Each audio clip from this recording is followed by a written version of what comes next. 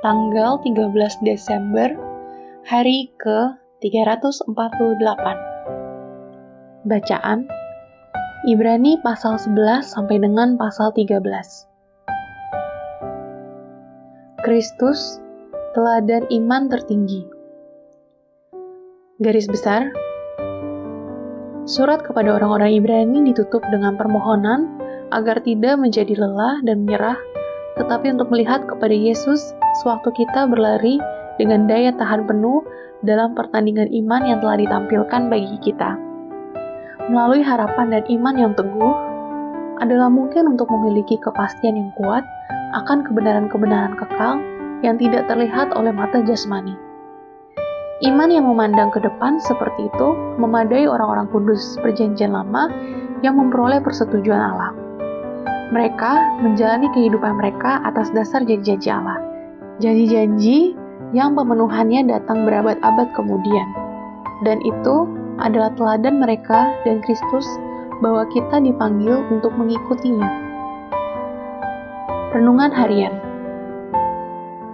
Di Cooperstown, New York, berdiri sebuah monumen bagi orang-orang hebat yang unggul dalam permainan baseball.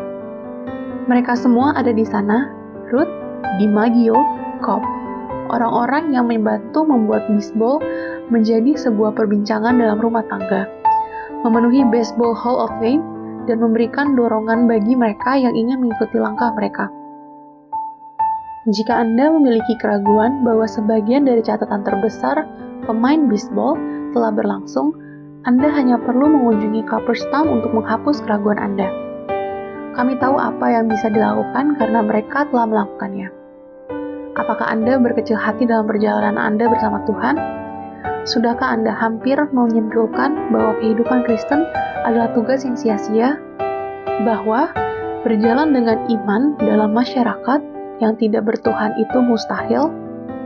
Jika demikian, luangkan waktu Anda di Hall of Fame orang percaya, Ibrani pasal 11. Di sana, Anda akan menemukan orang-orang yang menang dalam kehidupan iman. Henokh, Abraham, Yusuf, dan banyak lagi lainnya. Jika Anda memiliki keraguan bahwa sangat mungkin berjalan dengan iman, pelajari saja kehidupan mereka. Kemudian, berusahalah untuk bergabung dengan barisan mereka dengan menulis sebuah paragraf pendek tentang diri Anda sebagaimana Anda ingin itu muncul dalam Ibrani pasal 11. Karena iman nama Anda, berjalan bersama Allah dengan patuh, melakukan apa? Jalanilah hidup Anda sedemikian rupa, sehingga Anda menyadari bahwa tidak masuk akal bila Tuhan tidak ada.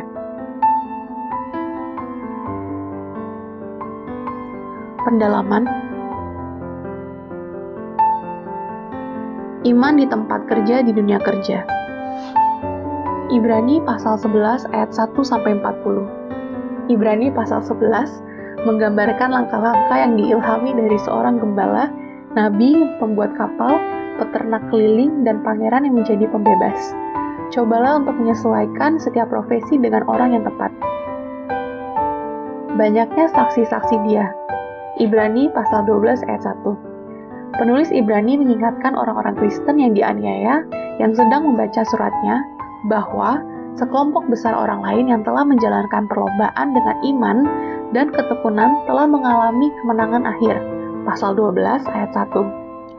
Para saksi ini tahu penderitaan dan ganjarannya, dan mereka bersorak untuk memberikan semangat bagi orang-orang Kristen Yahudi ini dalam menyelesaikan perlombaan dengan setia.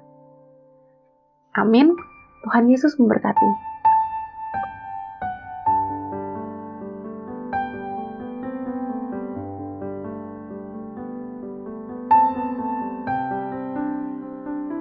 Ibrani pasal 11.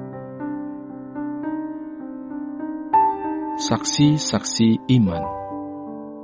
Iman adalah dasar dari segala sesuatu yang kita harapkan dan bukti dari segala sesuatu yang tidak kita lihat. Sebab oleh imanlah telah diberikan kesaksian kepada nenek moyang kita. Karena iman kita mengerti bahwa alam semesta telah dijadikan oleh firman Allah. Sehingga apa yang kita lihat telah terjadi dari apa yang tidak dapat kita lihat. Karena iman, Habel telah mempersembahkan kepada Allah korban yang lebih baik daripada korban Kain. Dengan jalan itu ia memperoleh kesaksian kepadanya bahwa ia benar. Karena Allah berkenan akan persembahannya itu, dan karena iman ia masih berbicara sesudah ia mati. Karena iman Henokh terangkat, supaya ia tidak mengalami kematian, dan ia tidak ditemukan, karena Allah telah mengangkatnya. Sebab sebelum ia terangkat, ia memperoleh kesaksian bahwa ia berkenan kepada Allah. Tetapi tanpa iman tidak mungkin orang berkenan kepada Allah. Sebab barang siapa berpaling kepada Allah, ia harus percaya bahwa Allah ada, dan bahwa Allah memberi upah kepada orang yang sungguh-sungguh mencari Dia. Karena iman, maka Nuh dengan petunjuk Allah tentang sesuatu yang belum kelihatan, dengan taat mempersiapkan bahtera untuk menyelamatkan keluarganya. Dan karena iman itu ia menghukum dunia, dan ia ditentukan untuk menerima kebenaran sesuai dengan imannya. Karena iman Abraham taat ketika ia dipanggil untuk berangkat ke negeri yang akan diterimanya menjadi milik pusakanya. Lalu ia berangkat dengan tidak mengetahui tempat yang ia tujui. Karena iman, ia diam di tanah yang dijanjikan itu, seolah-olah di suatu tanah asing, dan di situ ia tinggal di kemah dengan Ishak dan Yakub, yang turut menjadi ahli waris janji yang satu itu. Sebab ia menanti-nantikan kota yang mempunyai dasar, yang direncanakan dan dibangun oleh Allah. Karena iman ia juga dan Sarah beroleh kekuatan untuk menurunkan anak cucu, walaupun usianya sudah lewat, karena ia menganggap Dia yang memberikan janji itu setia. Itulah sebabnya, maka dari satu orang, malahan orang yang telah mati pucuk, terpancar keturunan besar seperti bintang di langit dan seperti pasir di tepi laut yang tidak terhitung banyaknya. Dalam iman mereka semua ini telah mati sebagai orang-orang yang tidak memperoleh apa yang dijanjikan itu, tetapi yang hanya dari jauh melihatnya dan melambai-lambai kepadanya, dan yang mengakuinya bahwa mereka adalah orang asing dan pendatang di bumi ini. Sebab mereka yang berkata demikian menyatakan bahwa mereka dengan rindu mencari suatu tanah air. Dan kalau sekiranya dalam hal itu mereka ingat akan tanah asal yang telah mereka tinggalkan, maka mereka cukup mempunyai kesempatan untuk pulang ke situ. Tetapi sekarang mereka merindukan tanah air yang lebih baik, yaitu satu tanah air surgawi. Sebab itu Allah tidak malu disebut Allah mereka, karena Ia telah mempersiapkan sebuah kota bagi mereka. Karena iman, maka Abraham, tatkala ia dicobai, mempersembahkan Ishak.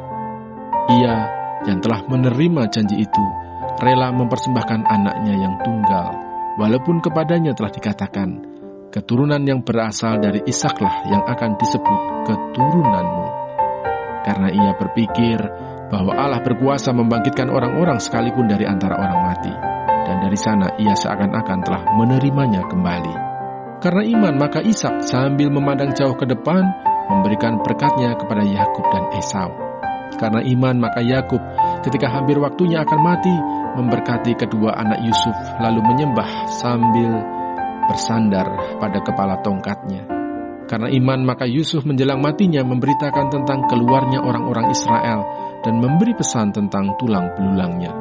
Karena iman, maka Musa setelah ia lahir disembunyikan selama 3 bulan oleh orang tuanya, karena mereka melihat bahwa anak itu elok rupanya, dan mereka tidak takut akan perintah raja. Karena iman, maka Musa setelah dewasa menolak disebut anak putri Fir'aun, karena ia lebih suka menderita sengsara dengan umat Allah, daripada untuk sementara menikmati kesenangan dari dosa. Ia menganggap penghinaan karena Kristus sebagai kekayaan yang lebih besar daripada semua harta Mesir, sebab pandangannya ia arahkan kepada upah. Karena iman, maka ia telah meninggalkan Mesir dengan tidak takut akan murka raja. Ia bertahan sama seperti ia melihat apa yang tidak kelihatan. Karena iman, maka ia mengadakan Paskah dan pemercikan darah, supaya pembinasa anak-anak sulung jangan menyentuh mereka. Karena iman, maka mereka telah melintasi Laut Merah, sama seperti melintasi tanah kering, sedangkan orang-orang Mesir tenggelam ketika mereka mencobanya juga. Karena iman, maka runtuhlah tembok-tembok Yeriko setelah kota itu dikelilingi 7 hari lamanya. Karena iman, maka Rahab, perempuan sundal itu, tidak turut binasa bersama-sama dengan orang-orang durhaka. karena ia telah menyambut pengintai-pengintai itu dengan baik. Dan apakah lagi yang harus aku sebut? Sebab aku akan kekurangan waktu apabila aku hendak menceritakan tentang Gideon, Barak, Simson, Yefta, Daud dan Samuel dan para nabi, yang karena iman telah menaklukkan kerajaan-kerajaan, mengamalkan kebenaran, memperoleh apa yang dijanjikan, menutup mulut singa-singa, memadamkan api yang dahsyat. Mereka telah luput dari mata pedang, telah beroleh kekuatan dalam kelemahan, telah menjadi kuat dalam peperangan, dan telah memukul mundur pasukan-pasukan tentara asing. Ibu-ibu telah menerima kembali orang-orangnya yang telah mati, sebab dibangkitkan. Tetapi orang-orang lain membiarkan dirinya disiksa dan tidak mau menerima pembebasan, supaya mereka beroleh kebangkitan yang lebih baik. Ada pula yang diejek dan didera, bahkan yang dibelenggu dan dipenjarakan. Mereka dilempari, digergaji, dibunuh dengan pedang. Mereka mengembara dengan berpakaian kulit domba dan kulit kambing sambil menderita kekurangan, kesesakan, dan siksaan. Dunia ini tidak layak bagi mereka. Mereka mengembara di padang gurun dan di pegunungan, dalam gua-gua dan celah-celah gunung. Dan mereka semua tidak memperoleh apa yang dijanjikan itu, sekalipun iman mereka telah memberikan kepada mereka suatu kesaksian yang baik. Sebab Allah telah menyediakan sesuatu yang lebih baik bagi kita. Tanpa kita, mereka tidak dapat sampai kepada kesempurnaan. Ibrani pasal 12. Nasihat supaya bertekun dalam iman.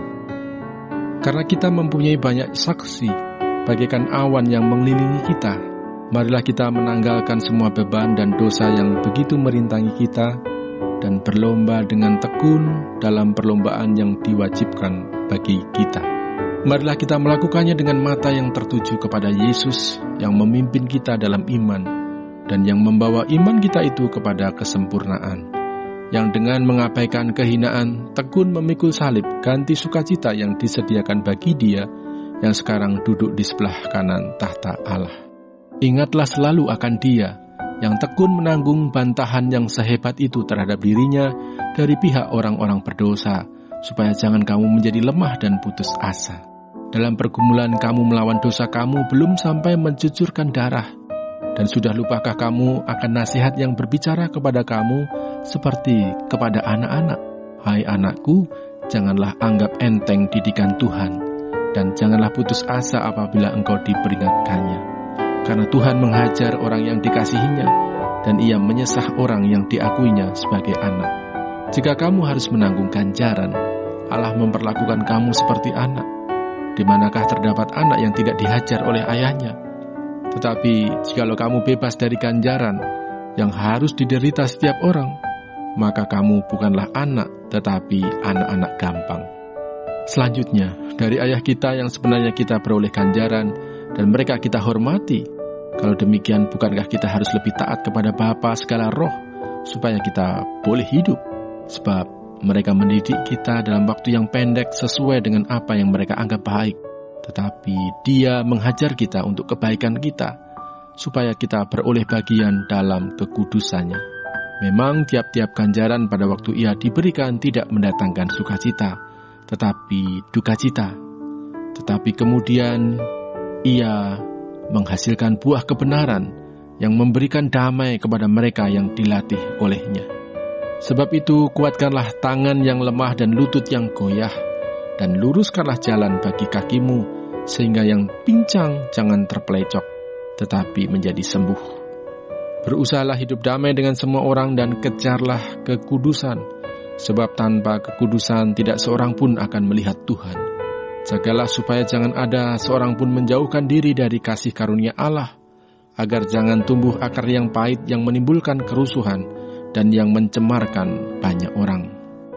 Janganlah ada orang yang menjadi cabul atau yang mempunyai nafsu yang rendah seperti Esau, yang menjual hak kesulungannya untuk sepiring makanan.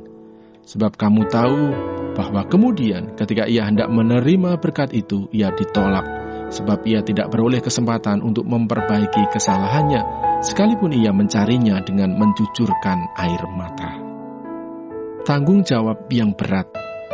Sebab kamu tidak datang kepada gunung yang dapat disentuh dan api yang menyala-nyala, kepada kekelaman, kegelapan, dan angin badai, kepada bunyi sangkakala dan bunyi suara yang membuat mereka yang mendengarnya memohon, supaya jangan lagi berbicara kepada mereka, sebab mereka tidak tahan mendengar perintah ini.